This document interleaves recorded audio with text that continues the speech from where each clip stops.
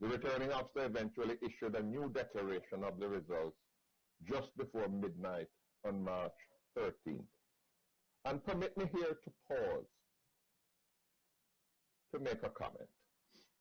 I have never seen a more transparent effort to alter the results of an election. More than a dozen copies of the statement of poll are prepared at each polling station after the ballots are counted on election night. One copy is posted on the wall outside of the polling station, and each party representative, and there were 9 in all, each party representative is entitled to receive a copy.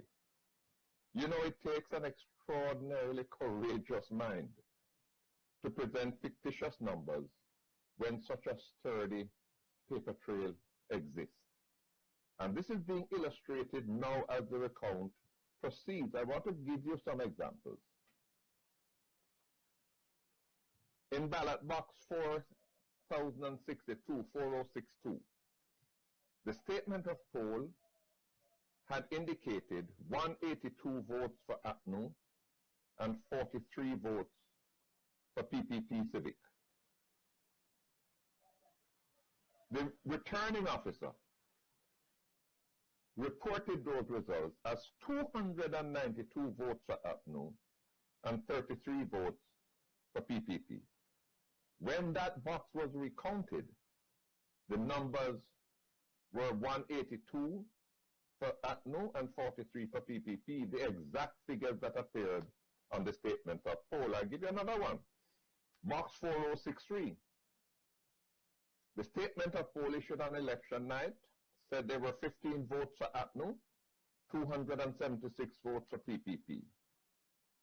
The returning officer declared the results as 85 votes for APNU and 246 votes for the PPP.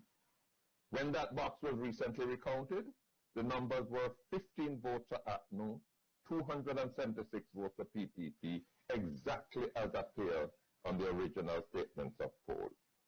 PD 4064, box 4064. Statement of poll issued election night showed 70 votes for APNU, 93 votes for PPP. The returning officer declared that result as 170 votes for APNU, 100 more. 170 votes for APNU, 73 votes for PPP, 20 less. When the box was recounted, the numbers were 71 votes for APNU, 96 votes for PPP. There were 4 rejected ballots that were considered in the recount to be good. And finally, box 4074. Statement of poll showed 86 votes for APNU, 84 votes for PPP. Returning officer declared the result as 140 votes for APNU, 64 votes for PPP. When the box was recounted, 86 votes for APNU, 84 votes for PPP, exactly as the original statement of poll had shown. I'm sorry. The OAS mission departed Guyana early on the morning of March 14th after issuing a statement that the process conducted by the returning officer for Region 4 did not meet the required standards of fairness and transparency and was unlikely to produce a credible result.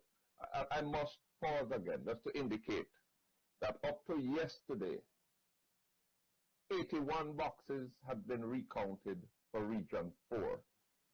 Of those 81 boxes, in 20 of those 81 boxes, the votes for APNU were decreased by 1,536, and the votes for PPP were increased by 177. I made the point earlier, I've never seen such a transparent effort to alter election results. Since the departure of the OAS mission to Guyana, the General Secretariat has remained closely engaged and informed on developments in the electoral process in Guyana. This includes The arrival of the CARICOM high-level mission on March 14th with a mandate to supervise a recount of the 10 constituencies, 10 regions. This was an initiative requested by the President of Guyana with the agreement of the leader of the opposition in Guyana. We noted as well the departure of the CARICOM team on March 17th, following a court injunction initiated by a candidate of the ruling AFC coalition, blocking GECOM and the chair from conducting the recount. We noted as well the progress of the injunction and related matters through the High Court, the Full Court, and the Court of Appeal of Guyana from March 17th to April 7th. We noted the decision of GECOM on April 3rd, subject to the ruling of the Appeal Court, to proceed with a national recount. And we also took note of the ruling of the Court of Appeal on April 5 and its subsequent orders on April 7, clearing the way for GECOM to proceed with the national recount of ballots cast in the election. Progress towards the recount was not without challenges, as GECOM sought to define the form, methodology, and duration of a process that was acceptable to political parties and the national community. The mission welcomed the eventual initiation of the process on May 6th. 10 workstations are currently working simultaneously from 8 a.m. to 7 p.m. daily at the recount center to verify and tabulate the results in the 2,339 ballot boxes.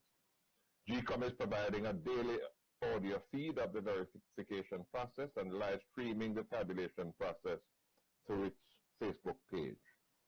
The mission notes that political parties are fully engaged with the recount and are able to address their concerns to electoral officials for consideration and resolution. The continued reiteration of issues that have already been resolved, however, and insistence on actions or discussions that do not materially impact the recount of the ballots themselves, are creating inordinate delays in the process, with some ballot boxes requiring up to 5 hours to be recounted. In the first 5 days of the recount, 207 of the 2,339 ballot boxes were completed. While the pace of the recount continues to improve incrementally, reports from the ground suggest that the recount process will last longer than the projected 25 days unless the pace is significantly improved. Greater consistency in the management of the workstation, along with efforts to exclude or limit actions that hinder their efficiency, may help in this regard. 2 accredited members of the OS mission are present in Georgetown and will observe the process through to its conclusion. In this regard, the mission notes with concern that the Carter Center, which had deployed a long-term observation mission for the March 2 election, has so far not received the requisite permission to return to observe the recount. The mission will in due course submit its final report upon conclusion of this process and upon the determination of the final results of the election. And finally, while this is not our final report, the mission nevertheless wishes to thank the government of the Co-operative Republic of Guyana, the Guyana Elections Commission, the stakeholders with whom it met, and all citizens for their willingness to engage in frank and open discussions with us on the issues arising in the electoral process. The mission is also grateful to the governments of Bolivia, Brazil, Chile, France, Guatemala, Korea, Mexico, Panama, and the United States for their financial contributions that made the mission possible. Mr. Chairman, I thank you.